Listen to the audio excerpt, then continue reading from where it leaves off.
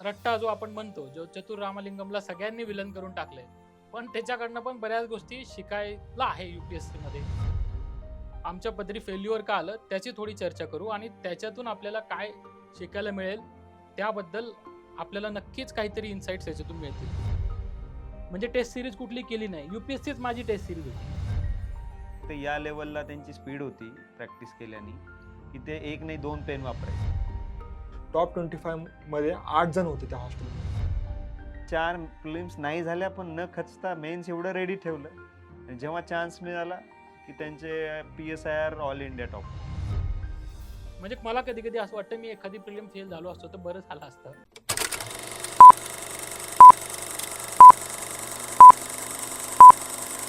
Sir अजून एक महत्त्वाचं म्हणजे डिस्ट्रॅक्शन्स म्हणजे आपण सांगतो गावाकडे की हा मी UPSCचं करतोय प्रिपेअर, पण खरंच तेवढे तास आपण देतो का, खरंच तेवढ्या फोकसने देतो का, हे रिफ्लेक्शन कुठेतरी आपण पण डिस्ट्रॅक्टेड होतोच कुठेतरी.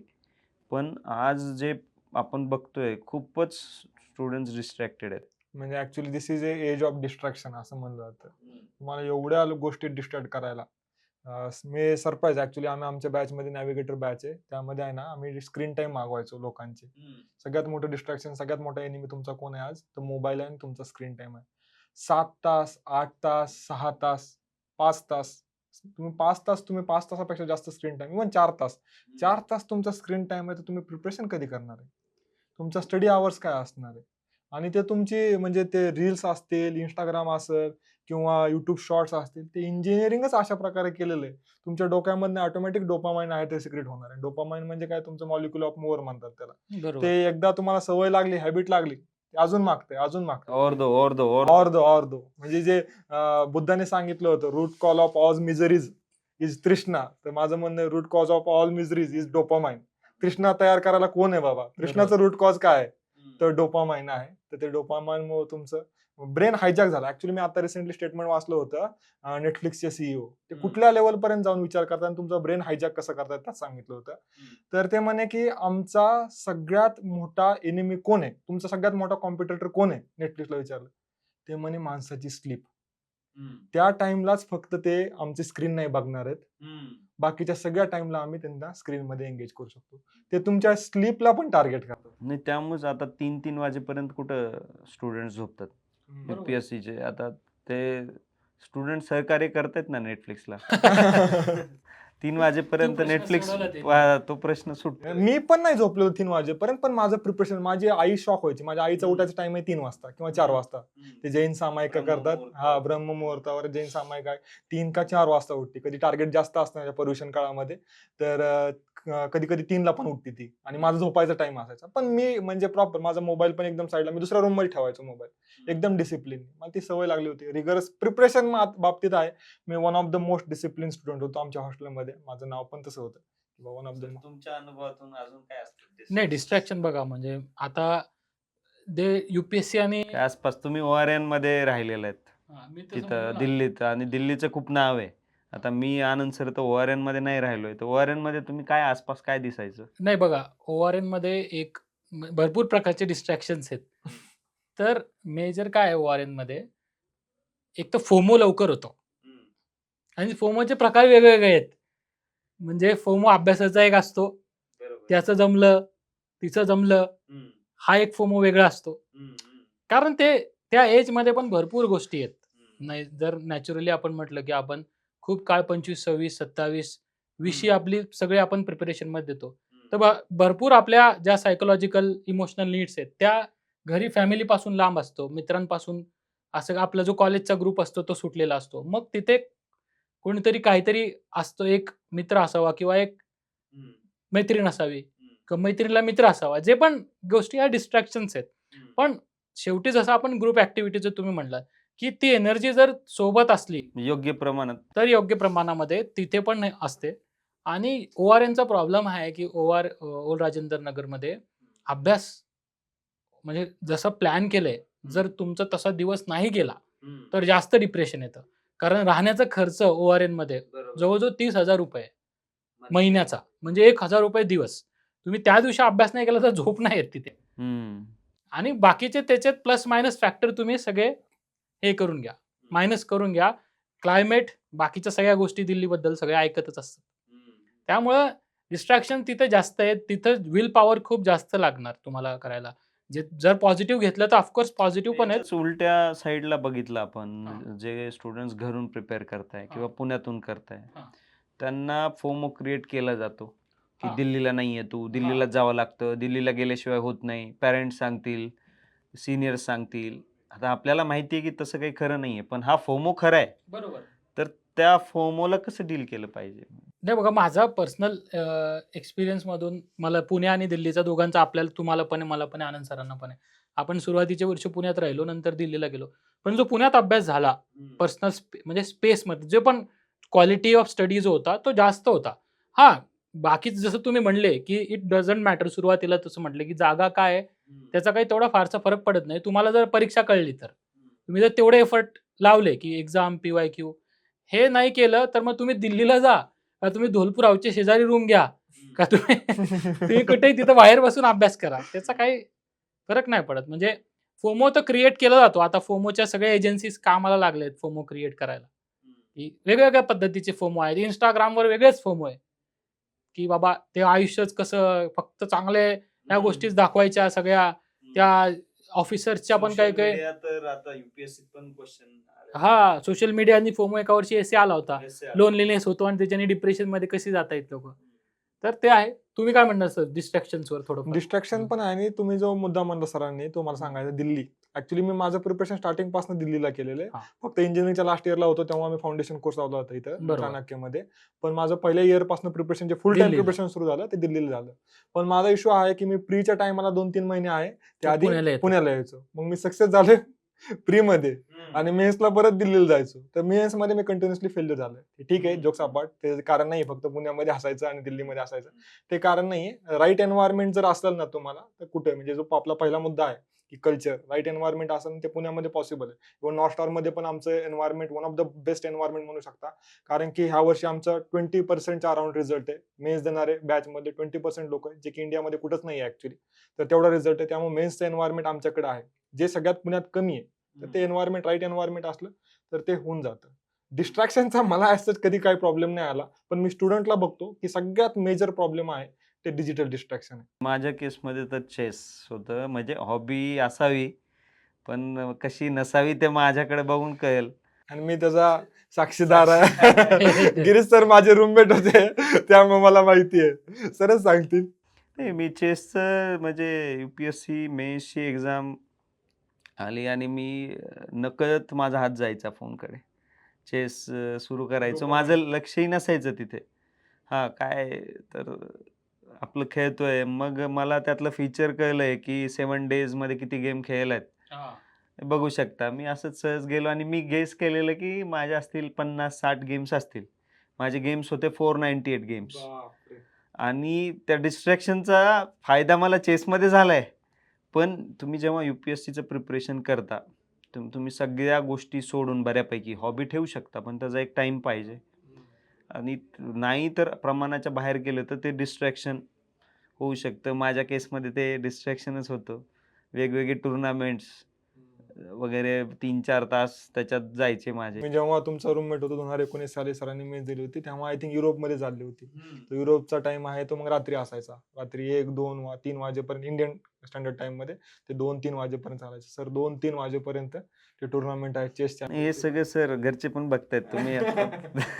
नाही पण आता काय झालं केलं. नाही, आता झालं, पाणी फिरलं. नाही पण सरांचं जे डिस्ट्रॅक्शन होतं ते बुद्धीला तरी चालना देत होतं. नाही, त्याच्याने एकच फायदा झाला असता. ते अभिमन्यू मिश्राचा क्वेश्चन आलेला प्रिलिम्स मध्ये, तेवढा एकच फायदा होता त्याचा. सर एकदा बोलता बोलता म्हणले होते बरं झालं सर UPSC करत होते, नाही तर डी कुकेशला हा, चॅम्पियनशिपला नाहीतर महाराष्ट्रातला चॅम्पियन असता आता चॅम्पियन चेसमध्ये. असला. नाही पण तुमचं डिस्ट्रॅक्शन जे होतं ते बुद्धी तुमची तल्लक करत होतं अजून. पण आपण समजा डिस्ट्रॅक्शन्स आता तुमच्यावरून समजा समजते. आता मला सिनेमाचा हे मूवीजचा मला भरपूर हे आहे. नाद म्हणा नाद होता. तसं माझं वेगळं डिस्ट्रॅक्शन होतं. पण मी फोकस्ड करायचो स्वतःला, कसं तरी मोटिवेट करून बसायचे बाबा आपल्याला. माझा आत्मविश्वासचा प्रॉब्लेम जास्त होता, फोमोचा नव्हता. त्या फोमोच्या 360 डिग्री उलटा होता माझा. मला फोमो कधीच झाला नाही, की ह्याच्याकडे माझ्याकडे मला माहिती होती माझ्याकडे जे आहेत त्या गोष्टी येणार आहेत माझ्याकडे. फोमो नाही, माझं डिस्ट्रॅक्शन वेगळीकडे झालं एका याच्यानंतर. तर खोलून सांगा सर. प्रत्येकाचं डिस्ट्रॅक्शन जे आहे ते वेगळं आहे सर बरोबर आहे. आता. बरोबर तर आहे. आपण स्वतःचं त्यांनी ओळखावं, डिस्ट्रॅक्शन ओळखायला ओळखावं. पाहिजे. आणि पण कॉमन डिस्ट्रॅक्शन आज जे आहे आपण त्याच्यावर नंतर पण वाटलंच तर बोलू शकतो. पण एक रिफ्लेक्शन जर दिलं आपण, की सोशल मीडिया किंवा डिजिटल डिस्ट्रॅक्शन आता इव्हन आपल्याला पण खूप प्रॉब्लेम होतो बऱ्याचदा, की आपल्याला जे तुम्ही एकदा रील बघितली किंवा काय बघितलं, की तेच तुम्हाला फीड येणार आणि ते इतकं इंजिनिअर्ड केलेलं आहे त्यांनी आता टेक्नॉलॉजी, की ते सतत तुम्ही म्हणजे तिथून बाहेर येणं किती अवघड आहे. अवघड झालं. म्हणजे टीनेजरला किंवा 20ल्या माणसाला इमॅजिन करणं ते किती नाही, हे मला वाटतं विराट कोहली एक चांगला आयडियल असू शकतो ह्या केसमध्ये. कारण जसं फूडचं डिस्ट्रॅक्शन जे असू शकतं, पण त्याच्या प्रोफेशनल करिअरसाठी काय बेस्ट आहे, डाएट किंवा फिटनेस वाईज ते त्याने पाहून स्ट्रिक्टली फॉलो केलं, जे की इझी नाही आहे. तसंच स्टुडंट्सला पाहावं लागेल, की डिजिटल जे डिव्हाइसेस आहेत त्यांचा किती रोल आहे आणि किती प्रमाणात त्यांनी जो डिसिप्लिन वाईज हे करेल त्यालाच ते मिळेल. अदरवाईज हे काय माहिती सगळ्यांना आहे. बरोबर है ना? कमी करायचं हे तर माहिती आहे. अंकल घरचे जे अंकल लोक असायचे ते सांगायचे आधी, की WhatsApp वापरतो. आता त्यांचेच 5 तास त्याच्यात. तर ही गोष्ट अशी आहे, की सांगणं ईझी आहे. करणं थोडं अवघड आहे आणि खास करून यूथला ते डिस्ट्रॅक्शन्स हे करणं. त्याच्यावर एक वेगळंच मला असं वाटतं, की डिजिटल डिस्ट्रॅक्शन्स काही डिव्हाइसेस आहेत का सर? आता टेक्नॉलॉजिकली आनंद सर आम्हाला म्हणजे गाईड भरपूर आहेत ऍक्च्युली. ऍप्स पण आहेत चांगले चांगले. म्हणजे माझ्याकडे OnePlusचा मोबाईल आहे, त्याच्यामध्ये झेन मोड आहे. तर झेन मोड अजून त्याच्यामध्ये एक डीप झेन मोड आहे. ते जर चालू केला मी दुसरं कुठला ऍप ओपनच करू शकत नाही. पण त्यात सेटिंग आहे तुम्हाला कॉलचं ऍप तुम्ही चालू ठेवू शकता. घरच्यांचे कुणाचे इमर्जन्सी कॉलिंग असतं तर मी चालू ठेवतो. मी पण स्वतः आता करतो कधी कधी, बऱ्याच वेळा करतो रादर. ते डीप झेन मोड आहे तर ते ऑन करून ठेवतो आणि फक्त कॉलचं आहे ते ऑप्शन चालू ठेवतो. आणि मला ऍक्च्युली थोडी रिडिंगची आवड आहे. मग कधी कधी मला बोर झालं तर मी ऑडिबल आणि स्टोरीटेल आहे माझ्याकडे, दोन्ही सबस्क्रिप्शन आहे, ते त्याला अलाउड केलेत. हे 3 ऍप आहे ते अलाउड केलेत. नाही तर बाकीचे कुठलेही ऍप मी ते डीप झेन मोड ऑन केला तर मी. आणि असे बरेचसे बाकीचे थर्ड पार्टी तुमच्याकडे नसेल जरी OnePlusचा मोबाईल, थर्ड पार्टी ऍप भरपूर आहेत. फॉरेस्ट नावाचा ऍप आहे, इनसाइट नावाचा ऍप आहे, असे भरपूर ऍप्स आहेत ते यूज करू शकतो. टेक्नॉलॉजी आहे, टेक्नॉलॉजीचा प्रॉब्लेम पण सोल्युशन पण तुमच्याकडे टेक्नॉलॉजीचं आहे. प्रॉब्लेम ऑफ डेमोक्रेसी जो आहे तो डेमोक्रेसीने सॉल्व्ह होतो. पण म्हणजे सिंपल तुम्हाला लय टेक्नॉलॉजी समजत नसेल तर मला असं वाटतं बंद करून ठेवा सर सदर फोन. तुम्ही जो अभ्यासाचा टाइम आहे 6 वाजता तर तुम्हाला घरच्यांना तेवढं माहिती असतं, एखाद्याचा नंबर देऊन ठेवा ज्याचा काही प्रॉब्लेम नाही घरच्यांना. हा तो प्रॉब्लेम आहे. ऍक्च्युली मी करायचो तसं सर. मी गिरीश सरांना माहिती, हॉस्टेलमध्ये माझं फर्स्ट फ्लोअरला रूम होती आणि अंडरग्राऊंड आमची लायब्ररी होती दिल्लीला असताना. मी वर माझ्या रूम मध्येच मोबाईल ठेवून जायचो आणि फर्स्ट फ्लोअर ग्राउंड फ्लोअरला आहे तिथे जाऊन बसायचो. याच्यावर मला वाटतं आपण एक सेपरेट एपिसोडच करू शकतो, की कसं डिजिटल डिस्ट्रॅक्शन पासून कसं हे झालं पाहिजे. नाही रिअली ते तुमचे दिवसातले 4 तास कुणाची तुम्ही डिव्हाइस चेक करा आज 4 ते 5 तास आहेच. स्क्रीन मी सगळ्या मुलांचं बघितलं. म्हणजे काही स्टुडंट होते चांगले ऑब्व्हियसली, की 1 तास 15 मिनिटं 20 मिनिटं असे पण होते. ऍक्च्युली ह्याच्यामध्ये अजून चांगली एक स्टोरी सांगू वाटते. तुम्ही एक जाऊन ती व्हिडिओ बघा ह्याचा इलॉन मस्कचा. इलॉन मस्कला जो जर्नलिस्ट आहे तो प्रश्न विचारतो आणि तो मोबाईल मागतो, स्क्रीन टाइम किती आहे. तर त्याचा स्क्रीन टाइम तो शॉक होतो जर्नलिस्ट बघून. 4 मिनिटं आहे फक्त स्क्रीन टाइम. मागच्या पूर्ण आठवड्याचा डेली स्क्रीन टाइम 4 मिनिटं. दुसरे फोन असतील त्याच्याकडे. असतील मे बी, नसतील मे बी, पण तो किती फोकस्ड माणूस आहे. 1 ट्रिलियन सॅलरी घ्यायला लागला यावर्षी. त्याशिवाय पॉसिबलच नाहीये. आणि तो म्हणजे काय करतोय, तो शिवणकाम करतोय बेसिकली. तो म्हणतोय की बाबा हे माझं डिव्हाइस बिघडलेलं आहे, खराब आहे, त्यामुळे ऑब्व्हियसली ऍपलचा फोन आहे, कसं बिघडलेला असणार. स्क्रीन टाइम 4 मिनिटच असणार. अजून एक major issue sir, ignored subjects म्हणजे एसे झालं. आता जसं आपण पाहिलं की प्रण घेतो आपण, की प्रिलिम्स झाल्याशिवाय एसे का करायचा, किंवा IR असेल किंवा ऑप्शनल असेल, यांच्यावर तेवढा फोकसच नाही करत. हे एक माझं मेजर इश्यू होता, की मी याच्यामुळे म्हणजे एसे तर माझी स्ट्रेंथ होती. एसे मध्ये 140 तर 140 नॅचरल स्ट्रेंथ आहे त्यांची, गिरीश सरांची. पण इन जनरल आपण बघितलं तर इग्नोर्ड ऍस्पेक्ट्स, आता प्रत्येकाचे ते वेगळे असतील, कोणाची स्ट्रेंथ. नाही, मी पर्सनली सेम केलेलं आहे. माझा काय असं एस सरांसारखा स्ट्रॉंग फोर्टे नाहीये. सरांचे 140 म्हणजे ऍक्च्युली सरांनी कॅल्क्युलेट केलं तर 4 वेळा त्यांनी 135 पेक्षा जास्त मार्क्स मिळवलेले आहेत. पण मला असे काय आलेले नाहीत. आणि मी पण अगेन मग मिस्टेक काय केली, प्री झालं आणि दरवर्षी एका मेन्सला नाही, दरवर्षी प्री झाल्यावर एसेला सुरुवात. हम्म. इथिक्स पण एसे तर जाऊ द्याच बाबा, हम्म. इथिक्स पण मी प्री झाल्यावर सुरुवात केलेली आहे. हम्म. म्हणजे मग अगेन सेम पहिला जो प्रॉब्लेम आहे, प्री ओरिएंटेड प्रिपरेशन, पूर्ण प्री ओरिएंटेड प्रिपरेशन. मला वाटतं अजून एक जे डिस्ट्रॅक्शन आहे, सॉरी इश्यू आहे किंवा डिस्ट्रॅक्शन म्हणा, प्रिलिम्सचा रिझल्ट. हम्म. प्रिलिम्स झाल्यानंतर 15 ते 20 दिवस काहीच नाही करत. तो चंक निघून जातो. आपण प्रिलिम्सची चर्चा करत राहतो हम्म. की Cut off तुझं किती होतंय की येतात, नाही. काय मग आता तर अनसर्टन्टी अजून वाढली. हा. युपीएससीच्या कीची अॅक्युरसी हा एक मोठा विषय झालाय. हा. पण एमपीएससी कडून शिकली युपीएससी काहीतरी. तर तेच आहे की ते 15 दिवस वाया कसे नाही जाऊ द्यायचे. म्हणजे एवढं मायक्रो प्लॅनिंग करणं गरजेचं आहे. मला एसे बद्दल मला समजा आपण एसेचं म्हणतोय, तर माझा एसेचा एक्सपिरियन्स तसंच आहे की मी पण प्री नंतर एक नवीन क्लास. प्रत्येक प्रीला मी क्लास लावायचो एसेचा. मला समजा पण कधी कधी काय असतं आता एसे मध्ये आपण मध्ये जर डीप मध्ये गेलो तर माझं आर्टिक्युलेशन वगैरे चांगलं होतं. म्हणजे मला आर्टिक्युलेशन करता यायचं, डिसेंट मार्क्स आलेत मला. पण फक्त एकदा मला असं झालं 2015 मध्ये, जेव्हा मला सगळ्यात जास्त गरज होती एसेच्या मार्क्सची. मला 2 डिजिट आले, 98 मार्क आले 2015 मध्ये. त्याआधी माझी पहिली मेन्स होती, आयुष्यातला पहिला एसे होता, तरी मला 120 मार्क्स होते फर्स्ट मेन्सला. आणि दुसऱ्या मेन्सला माझा 9 मार्कानेच इंटरव्ह्यू राहिला होता आणि एसे मध्ये 98 आले होते. हा म्हणजे लहान लहान गोष्टींचा हा. जर तुम्हाला दुसऱ्याच अटेम्प्ट मध्ये इंटरव्ह्यू कॉल आला असता हा. तर तुमची जर्नी कदाचित वेगळी असती. म्हणजे प्रत्येक लहान गोष्टीचं खूप महत्व आहे. आणि मग त्यानंतर काय 98 मला का आले, मी नंतर जेव्हा विचार केला, आपला 2015 मध्ये एक एसे होता, crisis faced by India, moral और इकॉनॉमिक. तर कसं एथिक्स थोडंफार माझं लिनिंग तिकडे असल्यामुळे फुल मॉरल क्रायसिस, नुसतं मॉरल क्रायसिस तेच लिहित गेलो. आणि शेवटी लक्षात आलं की अरे इकॉनॉमिक क्रायसिस पण आहे ना इंडियात. तर मग ते एकच पेज लिहिलं. त्यामुळं तुम्ही कितीही प्रॅक्टिस करा, पण जो कॉन्टेक्स्ट आहे तिथं तुमचा बॅलन्स आपण जो म्हणतो तो साधणं खूप महत्वाचं आहे. मग तो बॅलन्स गेला, बिघडला, त्यामुळे एसे मध्ये हे आले. नेक्स्ट इयर मला जसं सर म्हणले, मी आता जसे त्यांना 98 ते 137 मार्क्स तुम्ही हे केलं होतं, तसं मला त्या 2016 मध्ये मग मला 136 मार्क्स आले एसे मध्ये. एक 37-38 मार्क्सचा मी जंप घेतला, कारण 4-5 एसे मी जे आहे 5च एसे लिहिले तरी पण थोडंसं त्याच्यावर काम केलं सुरुवातीवर. ते आपण टेक्निकॅलिटीजमध्ये नंतर जाऊ वाटलंच तर. पण मग काम केलं तुम्ही तर मार्क्स येतात, एफर्ट दिले तर मार्क्स येतात. मग नेक्स्ट एसेमध्ये ते एक हे झालं. पण मग आता पण दुसरा प्रश्न जो आपला आहे, तुम्ही जो काढला की प्रिलियम नंतर म्हणजे जे इतकं दरवर्षी प्रिलियम्स क्लिअर करूनही आता माझ्यासारख्या स्टुडंटनी तर डायरेक्ट लागायला पाहिजे होतं, कारण मला माहिती माझी प्रिलियम्स निघते दरवर्षी. पण तरी पण ते रिझल्टची वाट बघायची, 15 दिवस त्याच्यात टाइमपास करायचा, जे पण काय काम करायचं ते डिस्ट्रॅक्शन जास्त आहे. तुम्ही इमिडिएटली लागलं पाहिजे. आणि आता तर ऑप्शनच नाहीये काही. आता तर 80 दिवस आहे, 82 दिवस आहे, 2 वर्ष झाली. आपल्या वेळेस तरी काही 3 महिन्याच्या आसपास भेटत होतं. बरोबर, आता तर जास्त तेच नाही. इवन मला आठवतं 115 दिवस पण 120-115 दिवस हा. पण असायचे. तर तो त्यावेळेस टाइम असूनही तो इतका फटका बसला. आता तर काय तुम्ही दुसऱ्या दिवशीपासून कामाला नाही लागले तर अजून त्याच्यामधला मला एक एलिमेंट वाटतो प्री नंतरचा, की जे बॉर्डरवर आहेत. म्हणजे आता बॉर्डरवर राहणं खूप हे आहे किंवा बॉर्डर नॅचरल आहे. नॅचरल झालेलं आहे आता. कारण युपीएससी आपण जसं म्हणलं एमपीएससी कडून लई शिकते आता गोष्टी, ते वाईटच गोष्टी शिकते. दरवर्षी क्वेश्चन्स 3-4 क्वेश्चन कॅन्सल होते. त्यामुळे बॉर्डरवर राहण्याचं प्रमाण आता वाढलंय. तर म्हणजे मी कधी 1-2दा सीसॅटच्या बॉर्डरवर होतो माझ्या ह्याच्यामध्ये.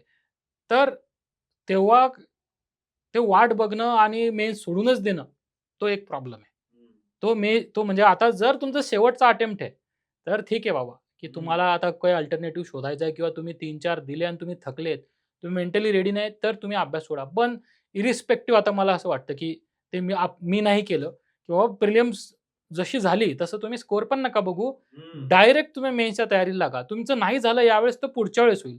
कारण आपण भरपूर एक्झाम्पल, आता तुम्ही नाव पण सांगितले, पूजा राणावत मॅम आहे, भरपूर लोक आहेत की प्रिलिम्स मल्टिपल फेल झाल्यानंतर जो मेन्स दिला मग त्यांनी फोडलं त्याच्यामध्ये, किंवा ते डायरेक्ट सिलेक्शन झालं.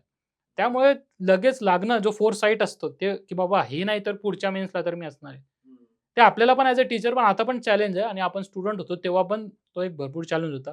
मला वाटतं त्याच्यावर काम करणं गरजेचं आहे. लगेच इमिडिएटली फ्री झाल्या मेन्सला लागा, 2 दिवस घरी जाऊन या, जे पण तुम्हाला गाव जागेवर आहे का नाही ते बघून या आणि परत या. मला वाटतं रायटिंगचा जो मुद्दा आहे ना, तर रायटिंगच्या मुद्द्यामधल्या चुका हे आपण अजून एक्सप्लोर करू शकतो. हां. ह्याच्यात पण त्याच्यामध्येच तुम्ही बोलला होता मायक्रो प्लॅनिंग किंवा मेटिक्युलस प्लॅनिंग जे आहे ते एक असल्यानंतर किंवा नसल्यानंतर आहे ते कसं फेल होतं. आता म्हणजे आपल्याकडे जो स्टुडंट होता आपला ऑल इंडिया रँक 2 आला आनंद खंडेलवाल. त्यांनी मला माझ्याशी कंटिन्युअसली कॉन्टॅक्टमध्ये होता. प्री झालं प्रीचं तर आपल्याकडे बॅचला होता. पूर्ण प्रीचं प्रिपरेशन आपल्याकडे केलं. मेन्सच्या वेळेस पण फॉरेस्टच्या मेन्सच्या वेळेस पण माझ्या कॉन्टॅक्टमध्ये होता. त्यांनी मला त्याची डायरी आणि प्लॅनिंग पाठवून दिलं. कुठल्या दिवशी कुठल्या ट्री स्पेसिसचा रट्टा मारायचा हे फिक्स होतं. कुठल्या दिवशी कुठल्या टाइमला काय करायचंय हे फिक्स होतं. आणि सिमिलर तुम्ही टेस्ट बघताय बरं का. मागचा आपला पॉडकास्ट बघा मोक्ष मोक्षचा. राणावत. मोक्ष पण आहे तो मेटिक्युलस प्लॅनर आहे. आणि इव्हन म्हणून मला मेन्सला बाय डिफॉल्ट मेटिक्युलस प्लॅनिंग लागणारच आहे. कारण की एवढे कमी दिवस आहेत, एवढ्या गोष्टी आहेत, एवढ्या डायनामिक गोष्टी आहेत तुम्हाला करायच्यात. तर तुम्ही मेटिक्युलस प्लॅनिंग केलं नाही. एक्झिक्युशनमध्ये ऑब्व्हियसली कधी 100% नाही येणार, 80% येईल, 70% येईल. तुम्हाला ते बफर ठेवावं पण लागणार आहे ऑब्व्हियसली. पण तुम्हाला प्लॅनिंग शिवाय नाही सक्सेसफुल होणार आहे. आणि प्लॅनिंगमध्ये मग ऑब्व्हियसली अगेन तुम्हाला जर जमत नसेल, मला कधी-कधी जमत नव्हतं, की मेन्स खूप डायनामिक आहे, डायनामिक गोष्टी हँडल करायला मला जमत नव्हत्या. तर मग तुम्हाला मेंटरची तिथं गरज आहे. चांगल्या मेंटरची आहे, ती गरज आहे. कोणतरी चांगलं गाईड करणं किंवा सिनियर असेल, कोणी असेल, ज्याने सक्सेसफुली क्रॅक केलेलं आहे किंवा आजकाल तुम्हाला टेक्नॉलॉजीचा पण ChatGPT आहे, जेमिनाय आहे, त्याचा पण तुम्ही प्लॅनिंगसाठी यूज करू शकता. मला तुमच्या आनंद सरांच्या बोलण्यावरून 2 गोष्टी इथं आठवल्या इथं. एक तर प्लॅनिंग म्हणजे प्लॅनिंग कसं प्लॅनिंगमध्ये आपण भरपूर आता बघतो की विद्यार्थी प्लॅन करतात किंवा आपण प्लॅन करतो. पण ते प्लॅनिंग एकदम कडक करतात आधी, की एकदम स्ट्रिक्ट म्हणजे त्याच्यात काहीच हे नाही, स्कोप नाही त्याच्यात. श्वास घ्यायला पण ते वेळ देत नाही. आणि तो दुसऱ्या दिवशी नाही इम्प्लिमेंट झाला, का ते पूर्ण प्लॅनिंग कोलमडते. म्हणजे पहिल्या दिवशी ते होतात ऑफिसर, नंतर डायरेक्ट ते कुठल्या ह्याला जातात, हे एक्स्ट्रीम्स जो आहे तो एक प्रॉब्लेम होतो. मग प्लॅनिंग समजा प्लॅनिंग इज इम्पॉर्टंट हे तर आता तुम्ही सांगितलं. पण नाही एक्झिक्यूट झालं तर बाबा काही तुमच्यावरती आभाळ नाही कोसळलंय. हां. त्याला कारण कन्सिस्टन्सी यायला वेळ लागतो. डिसिप्लिन यायला काही लगेच नाही करत. म्हणजे माझ्या बाबतीत पण ते झालं, की प्लॅनिंग करायची. इतक्या दिवसात इतकं संपवायचं ते नाही संपलं. ते नवीन वर्षाच्या संकल्पासारखं नको, नको. की त्यामध्ये actually 5 माझा दिवस नाही झालं मग संकल्प सुटला पूर्ण सुटला. वर्ष. आणि मला सेल्फ डाऊट करायला लागतो आपण. हां सर. त्याला मला मित्रांनी माझे राहुल गुट्टे म्हणून आहेत, एमडी डॉक्टर रोहित गुट्टे त्यांचे भाऊ आहेत, IAAS ऑफिसर आहेत, राहुल गुट्टे आहेत. त्यांनी मला सांगितलं होतं की प्लॅनिंग कसं करायचं. ते पण एमडी आणि नंतर डीएम झाले, एम्सचे टॉपर होते वगैरे. तर त्यांनी सांगितलं होतं त्यांचं प्लॅनिंग कसं असायचं. 8 दिवसानंतर किंवा 10 दिवसानंतर एक ब्रेक असायचा. आणि ब्रेकच्या दिवशी ते एवढे एन्जॉय करायचे किंवा एवढी मजा करायचे किंवा एवढं फिरून वगैरे यायचे. ते फिरायचा, एन्जॉय करायचा, मजा करायचा, थकवा आला पाहिजे. बोर झालं पाहिजे. यार काहीतरी आपण म्हणजे miss त्यासाठी आधी अभ्यास केला पाहिजे ना. ते खान सरचा पॉडकास्ट बघितला, तुम्ही बघितला का? ते म्हणलं अशी जनरेशन आहे आता. म्हणजे आता की ते 6 दिवस काय करणार नाही, तरी पण रविवारची सुट्टी पाहिजे. तर ते नाही. 6 दिवस तुम्हाला अभ्यास बरोबर आहे, म्हणजे क्लॅरिटीनी रिफ्लेक्शन करून, की खरंच कधी ब्रेकची गरज आहे, किती आणि तो खरंच व्यवस्थित एन्जॉय करून परत ट्रॅकवर येणं. त्यामुळे प्लॅनिंग म्हणजे आपण जर कन्क्लूड की तुम्ही पण त्याच्यावर थोडे इन्साइट्स टाका, की बाबा ठीक आहे स्वतःला इतकं असं एकदम नका हे करू. म्हणजे की आज नाही झालं तर उद्या होईल. तुम्ही 10 तासाचं प्लॅनिंग केलंय तर 7 तास जरी झालं तरी तुम्ही काय फाशीला जाणार नाहीयेत. तुम्ही उद्या आहे तुमच्याकडे. 7.5 तास करा किंवा एखाद्या दिवशी नाहीच झालं तर संडेला मेकअप करून टाका जो पण सुट्टीच्या दिवशी. पण त्याच्याने म्हणजे माझं पण सेल्फ इस्टीम कुठेतरी हार्म झालेलं आहे, की माझं डिसिप्लिनच नाहीये. आणि तुम्ही बऱ्याचदा रिइन्फोर्समेंट जे म्हणतात, की पॉझिटिव्ह रिइन्फोर्समेंट ज्या आहेत, त्या करत राहिल्या पाहिजेत. नाहीतर स्वतःला दोष देत गेले, तर मग स्वतःचा इस्टीम कारण स्वतःचा इस्टीम संपला का इथे? तर माइंडसेटच्या विषयावरून लक्षात आलं, आनंद सरांकडे खूप चांगला सेव्हर्स फॉर्म्युला आहे. मिरेकल मॉर्निंग नावाचं हॅलन रॉल नावाच्या ऑथरचं पुस्तक आहे. त्याच्यामधनं घेतलेलं आहे मी. तर सेवर्स म्हणजे ऍक्च्युली त्यांनी सांगितलं की ह्या 6 हॅबिट्स जर तुम्ही डेली केल्या, कुठल्याही फील्डमध्ये असाल, त्याची तर जर्नी खतरनाक आहे. वाचायचं असेल वाचू शकता. 100-200 पेजेसच पुस्तक आहे मिरेकल मॉर्निंग.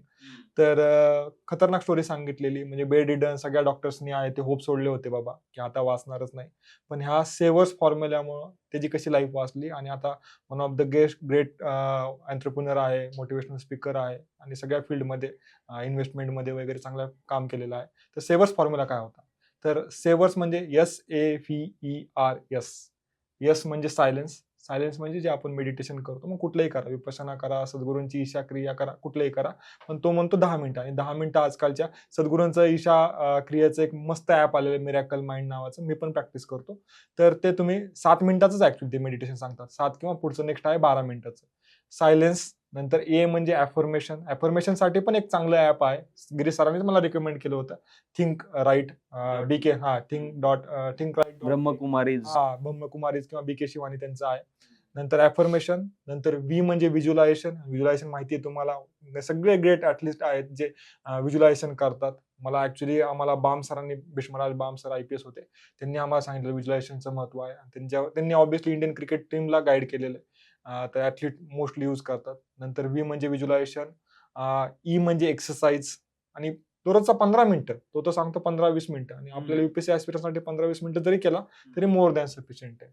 आर म्हणजे रिडिंग नॉर्मल तर करतोच, पण तो म्हणतो की जनरल रिडिंग करा, किंवा सेल्फ हेल्प वाले बुक आहेत ते वाचा, दररोज 10 मिनिटं 15 मिनिटच करा. आणि यस म्हणजे शेवटचं आहे स्क्रायबिंग म्हणजे डायरी किंवा जर्नल काही लिहा. तर ह्याच्यामुळे तुम्हाला ओव्हरऑल माइंडसेट, आणि मिरेकल मॉर्निंग सांगतो, जर तुम्ही हे 8 वाजायच्या आज सकाळी केलं तर तुम्हाला जे पाहिजे ती गोष्ट आहे तुम्ही अचीव्ह करू शकता. इम्पॉसिबल गोष्टी आहेत ते अचीव्ह करू शकता. आम्हाला सेवर भेटायला पाहिजे होतं आधी, सेवर्स तयारी करताना. फॉलो पण केलं पाहिजे सर भेटल्यावर. ते सेवचं अर्ध तर केलं असतं, थोडंफार तरी केलं असतं. सर रायटिंग मध्ये एक आपण बघतो, रायटिंगचा जो इश्यू आहे की रायटिंग काही जण तर करतच नाहीत, बरोबर. पण केल्यानंतर पण त्याच्यात तुम्हाला रिफ्लेक्ट करून चुका शोधून इम्प्रूव्ह करायला पाहिजे. त्याच्यात एक इश्यू काय पाहिलाय की जे आपल्याला माहिती आहे ते लिहायचं आणि मग डिमांडच ऍड्रेस नाही करायची. ह्याच्यामध्ये जसं मी आधी एसेचं पण बोललो की मला माहिती आहे मॉरल क्रायसिस, तर तेच लिहायचं. पण विचारलं काय, म्हणजे कॉन्टेक्स्च्युअल रायटिंग मला वाटतं की खूप महत्वाची आहे, जे माझ्या प्रिपरेशनमध्ये खूप नंतर आली, किंवा आता ॲज अ मेंटर जेव्हा मी काम करतो तेव्हा मला जास्त प्रकर्षाने ते जाणवतं. जेव्हा मी 10 आन्सर कॉपीज बघतो तेव्हा कुठली म्हणजे एखादं खूप कधी कधी तेवढं अप टू डेट प्रेझेंटेशन नसलेलं आन्सर पण भारी वाटतं, कारण जे विचारलंय ते लिहिणं. म्हणजे हे कळायला मला खूप वेळ लागला की कॉन्टेक्स्च्युअल लिहिणं. बाबा UPSC म्हणजे समजा ॲग्रिकल्चर मार्केटिंग हा खूप मोठा विषय आहे, त्याच्यामधलं काय विचारलेलं आहे ते महत्वाचं आहे. म्हणजे UPSC तुमच्याकडे काय विचारते ते समजून घेणं थोडं जास्त. Beating around the Bush. Beating around the Bush नाही. मला जसं समजा जे येतंय निबंध आला, समजा आता माझी गाय, लोक ते काय समजा माझी गाय, मग ते माझ्या गायवरनं लिहिता माझं शेत, माझ्या शेतात हे पिकतं, मग माझी गाय हा चारा खाते, हिरवा चारा खाते, पांढरा चारा खाते. तुम्ही ते तुम्हाला जे माहिती ते तुम्ही ओकतात तिथे, तसं नाही करायला पाहिजे, ते बॅकफायर करतं. म्हणजे आता आनंद सर तारक मेहताचं उदाहरण देत असतात टप्पूचं, की काय सर ते टप्पूला SLL सांगितलं असतो सीझन की पहिली बारिश, तर ते बारिश सुरुवात करतो, बारिश सुरू झाली आणि त्यानंतर सुरू झालं टिप टिप, नंतर दुसऱ्या पेजवर पण टिप का, त्याला काही येत नाही, त्याला तेवढंच येत आहे. तर ती स्किल आहे की पॉइंट जनरेट करणं. येत नसेल तर काही लिहिण्यापेक्षा पॉइंट जनरेट करण्याची स्किल पाहिजे. आणि म्हणजे मला तर पहिले वाटतं की तुम्हाला कळलं पाहिजे, म्हणजे तुम्ही तितकं अटेन्शन, तितकं टाइम हे दिला पाहिजे की बाबा ह्यांनी विचारलं काय इतके सिलेबस पॉइंट दिले, आपलं नुसतं एक कीवर्ड वाचायचं आणि लोक लिहायला लागतात, डेफिनेशन लिहितात सर्रास, पण तुम्हाला विचारलंय का ते, त्याच्यामधला कुठला पॉइंट विचारलाय हे समजणं आज जास्त. आणि आजकाल हे जास्त महत्वाचं आहे, कारण आता जर आपण बघितले खास करून एथिक्सच्या पेपरमध्ये ते मोठं 4-4 लाईनीचं एक वाक्य देतात, त्याच्यानंतर क्वेश्चन सुरू होतो, डिस्कस दिस स्टेटमेंट, किंवा दिस स्टेटमेंट पण नसते, डिस्कस काहीतरी वेगळंच विचारतात भलतंच. तर ते तुमचा टाइम कन्झ्युम करायसाठी आणि एक कॉन्टेक्स्ट सेट करायसाठी आहे. तर ते कॉन्टेक्स्ट महत्वाचं आहे की आता ह्याच्यातलं नेमकं काय विचारलंय, की एवढा समजा कंपॅशन हा टॉपिक आहे, कंपॅशन आणि इम्पार्शियलिटी मध्ये रिलेशन विचारलंय का, ऑफिसर्सला कंपॅशन पाहिजे का, वर्क कल्चरसाठी कंपॅशन पाहिजे, हे बघा. मला वाटतं ते जरी हिट केलं ना, तर मग ती नंतर तुम्ही पॉइंट जनरेट करायचं ते वेगळे. पण म्हणजे पहिलेच चुकलं, जर तुम्ही एसटीच वेगळी पकडली तर मग तुम्ही कधी जाणारच नाही ना गावाला, तुम्हाला उडी मारावं लागेल, तुमच्या स्टेशनवर थांबाच नसेल तर मग प्रॉब्लेम होईल. तर मग तो प्रॉब्लेम मला असं वाटतं. आम्हाला शुभरंजन मॅमनी एक सिंपल टेक्निक सांगितली होती, भारी होती ऍक्च्युली. पॉलिटिकल सायन्स मध्ये कन्सेप्ट आहे डबल रिडिंग नावाची. तर देरिदा नावाचे पोस्ट मॉडर्निस्ट थिंकर आहे, सिंपल आहे गोष्ट यार, तुम्ही क्वेश्चन डबल वाचा, ट्रिपल वाचा. ते देरिदा नावाचे थिंकर आहे, ते म्हणतात every reading is मिसरिडिंग, every understanding is misunderstanding. तर त्यामुळे वाचतानाच तुम्ही क्वेश्चन डबल वाचा, ट्रिपल वाचा. प्रॉब्लेम काय होतो, एवढ्या हडबडीमध्ये असतो, तुमचा रट्टा नसतो, 7 मिनिटात तुम्हाला आन्सर कव्हर करायचंय, तर त्यामुळे तुम्ही क्वेश्चनच नीट वाचत नाही. तो बेसिक फ्लॉ आहे असं मला वाटतं. माझ्याकडनं पण बऱ्याच वेळा झालेलं आहे. तेच तुमच्या प्रश्नाला मी तुम्हालाच समजा तुम्ही काय हे तर झालं, की बाबा क्वेशन वाचणं हे झालं. पण मग पॉइंट्स कसे जनरेट करायचे? तुम्ही काय त्याला हे करणार? तुम्ही कसं याच्याकडे बघता किंवा तुम्ही काय केलं? किंवा तुम्ही काय सजेस्ट करता आता, की एखाद्याने विचारलं, की आम्हाला पॉइंट्सच नाही सुचत आहे. मला डिमांड तर समजली. पण आता रँडम पॉइंट्सला कसं हे करायचं ह्याच्यासाठी काय तुम्हाला वाटतं? मला असं वाटतं की मेन्स जे आहे ते पूर्ण प्रिपेअर्डनेसचा गेम आहे. पहिलेच प्रिपेअर्ड. प्रिपेअर्ड पाहिजे तुम्ही. आता कसं प्रिपेअर्ड व्हायचं, तर तुम्हाला सिलेबस दिलेला आहे. तुम्हाला टॉपर्स कॉपी मिळतात. तर तुम्ही हे जनरल पॉइंट्स रेडी ठेवू शकतात. की वर्स्ट केस तुमचं ते बॅकअप होऊन जाईल. की स्पेसिफिक तुम्हाला लेट्स से आता जेम्स वेब टेलिस्कोप विचारला आहे. तुम्हाला नाही माहिती आहे 3 पेज लिहायचे किंवा ईझी क्वेश्चन आहे, पण त्याचे 3 पेजचा कंटेंट नाही आहे.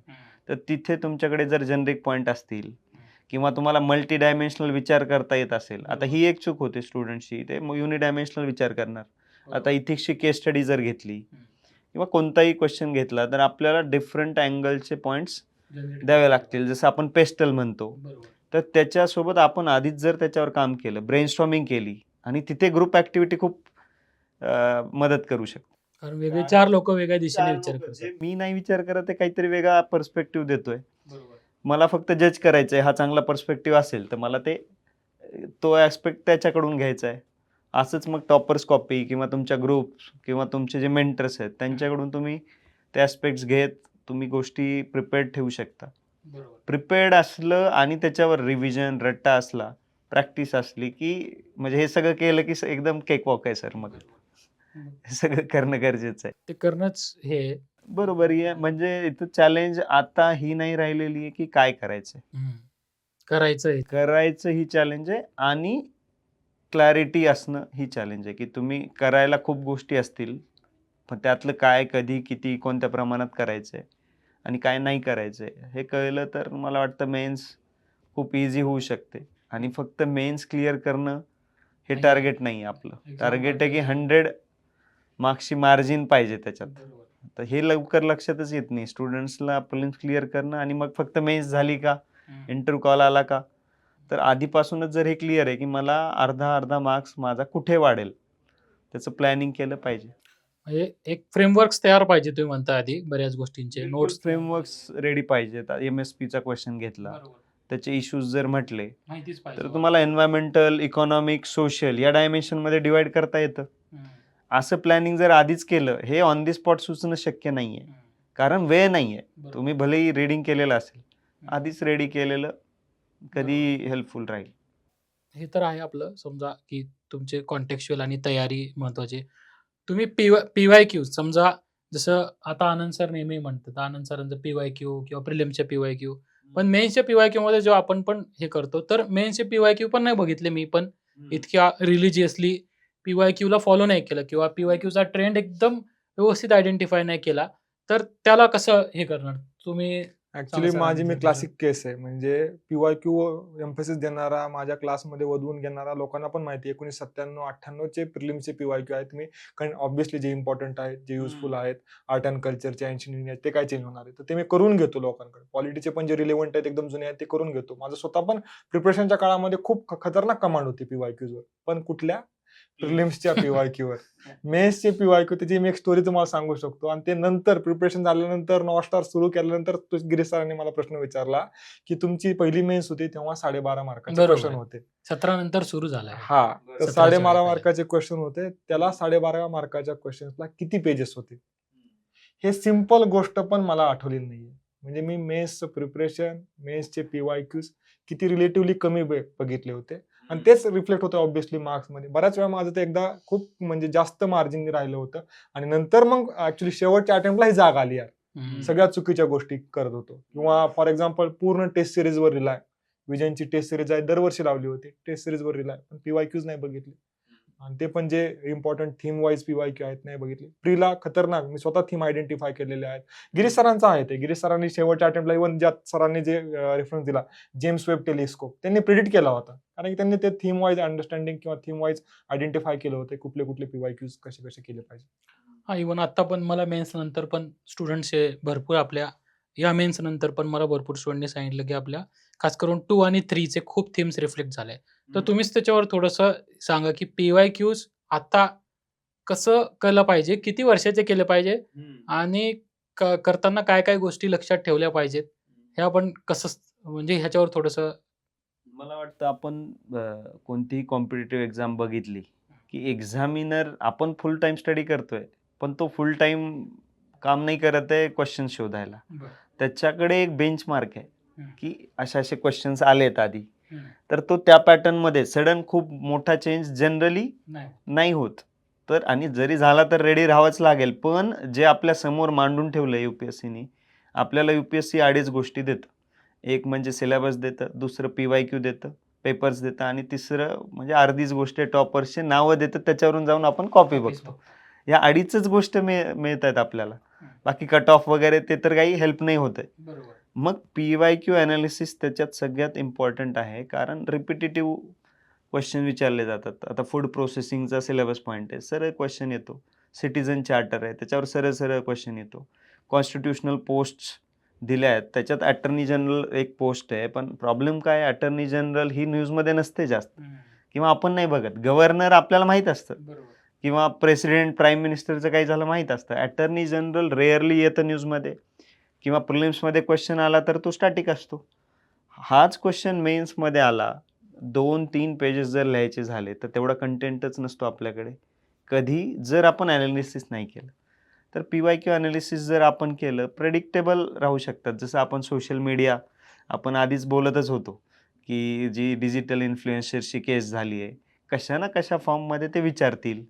तो क्वेश्चन आला, तो बोललो होतो. PLIचं बोललो होतो, तो क्वेश्चन आला. सेमीकंडक्टर, पीस अकॉर्ड्स, तर कितीतरी क्वेश्चन्स आहेत. याच्यात काही आपण जादू नाही करत आहे. बरोबर. हे फक्त PYQ ॲनालिसिस व्यवस्थित करण्याचा फायदा आहे. आणि हे मी जे बोललो ते तर करंटचे क्वेश्चन्स आहेत. स्टॅटिकचे जे क्वेश्चन्स होतात रिपीट, ते तर अजून खूप जास्त आहेत. इन शॉर्ट काय आहे, की तुम्हाला असं इमॅजिन करा, की समुद्रातून तुम्हाला जर आधीच माहिती आहे, की कोणत्या एरियात तुम्हाला काय भेटणार आहे, तर तुम्ही पूर्ण UPSCला आपण म्हणतो समुद्र आहे. पण तसं नाही आहे. तुम्ही त्या समुद्राला नॅरो करू शकता आणि ते नॅरो करून त्याच्यातच शोध घेतला तर तुमचे चान्सेस वाढणार आहेत. आणि ते नॅरो करणं म्हणजे PYQ ॲनालिसिस करणं. आणि त्यासाठी मग डिफरंट लोकांचे डिफरंट इन्साइट्स असू शकतात. जसं मी स्वतः PYQ प्रिलिम्सचं केलंय, मला काहीतरी वेगळ्या गोष्टी मिळतील. तुम्ही केलंय, आनंद सरांनी केलंय. तसंच मेन्सचं पण केलं पाहिजे इंडिव्हिज्युअली आणि ग्रुपमध्ये. आणि त्या लर्निंग्समधून तुम्हाला थीम्स, पॅटर्न्स, ट्रेंड्स मिळतील आणि त्याच्यातूनच प्रिपेअर्डनेस राहण्याचं समज येईल. जसं आता एथिक्सचं 4-5 लाईन्सचे क्वेश्चन्स येत आहेत. हे कसं कळलं? PYQ पाहूनच आणि मग त्याच्यातून रेडी राहू शकतो. तर ही जास्त ती गोष्ट केली पाहिजे आपण, जी गोष्ट तुम्हाला एक्झाममध्ये जाऊन करायची आहे. तर PYQ तुम्हाला क्वेश्चन्स पाहायचेत, लिहायचेत, त्यामुळे क्वेश्चन्स इथे जास्त पहा. लिहिले पण पाहिजे. लिहिले पण पाहिजेत, पाहिले पाहिजेत, अॅनालाइज केले पाहिजेत. इन शॉर्ट काय, रीडिंगला आपण 100 पैकी 70% टाईम आपण रीडिंगला देतो कुठेतरी.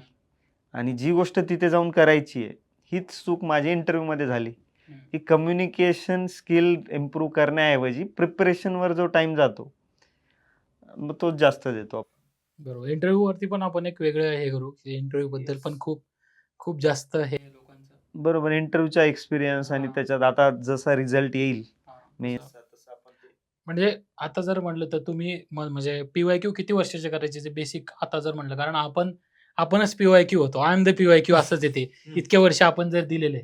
पण आता यावर्षी जर हे करायचं असेल एखाद्याला, आपण तर कारण ते कंटिन्यू 6-7 वर्ष दिलेले आहेत. त्यामुळे आपली प्रॅक्टिसच आहे PYQची. पण आता त्याने किती वर्षाचे करावे? समजा तुम्हाला काय वाटतं सर, की मी प्रीसाठी सांगू शकतो जास्त चांगलं, हां. की प्रीसाठी आहे तुम्ही 2013 जेव्हा सिलेबस चेंज झाला, 13 पासूनचे आतापर्यंतचे व्यवस्थित केलं पाहिजे. नाही आणि त्यात मेन्सचे मेन्सचे 5 वर्षाचे तुम्ही PYQs केले व्यवस्थित. मागच्या. मागच्या 5 वर्षाचे तुम्हाला ट्रेंड समजून जाईल. तुम्हाला ठळक ट्रेंड 5 वर्षातून दिसेल. पण पूर्ण त्याचं पण सेमच आहे. प्रिलिम्स पण कसं चेंज होतंय. 2013चा पॅटर्न नाही आहे आता, पण तरीसुद्धा आपण ते करतो. तसंच आहे मेन्सचं पण, की तुमचं बेसिक्स आणि स्पेशली महाराष्ट्राच्या कॅन्डिडेट्सनी केलंच पाहिजे, कारण MPSCमध्ये आहेच आता. तसं बेसिक क्वेश्चन्स येण्याचा चान्स चान्स जास्त आहे. म्हणजे जेवढं जास्त कराल तेवढं तेवढं इवन काही कॅन्डिडेट्सला मी बघतो, जे कॅन्डिडेट्स काय करतायत की PYQ चे आन्सर स्वतः एफर्ट टाकून रेडी करतायत, रेडी करून ठेवतायत, लिहितायत, त्याची बरोबर. रिव्हिजन करतायत.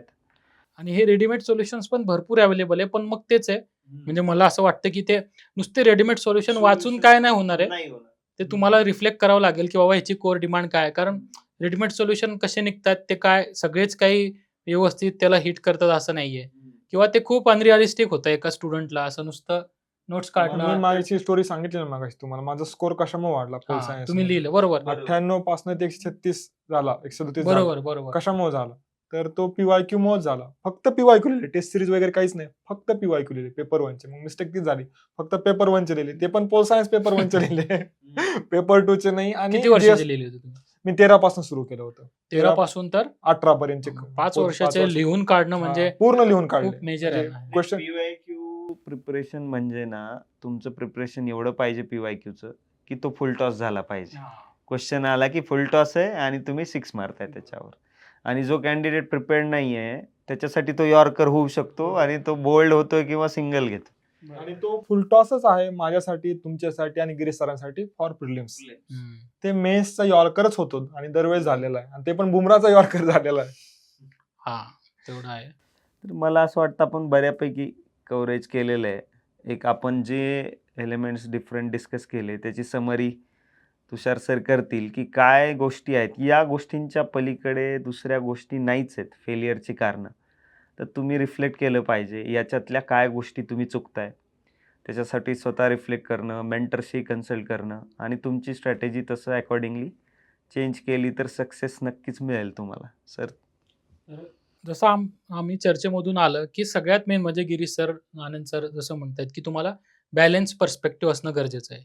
की म्हणजे आपण चतुर आणि रॅन्चोच्या गोष्टीवरून सुरुवात केली होती की तिथे तुम्हाला जास्त डेप्थ पण थोडी हवी आहे आणि प्लस डिसिप्लिन आणि रट्टा आपण जे म्हणतो किंवा फ्रेमवर्क्स तयार पाहिजे ते असणं गरजेचं आहे. त्यामुळे बॅलन्स हा शब्द लक्षात ठेवा की आमच्या प्रिपरेशनमध्ये कुठे ना कुठे तो कधी ना कधी कोणत्या पॉईंटला हल्ला, तर बॅलन्स ठेवा प्रिपरेशनमध्ये. तुम्हाला फ्रेमवर्क्स पण पाहिजे. तुम्ही आपण आपण आत्ता रिसेंट डिस्कस केलं जस्ट हे सांगायच्या पहिले की PYQs अनालिसिस करा. PYQ अनालिसिस मधून तुम्हाला परीक्षा कळेल. परीक्षा कळायचं सगळ्यात बेस्ट, जसं सरांनी सांगितलं की 2.5 पावलं आहे.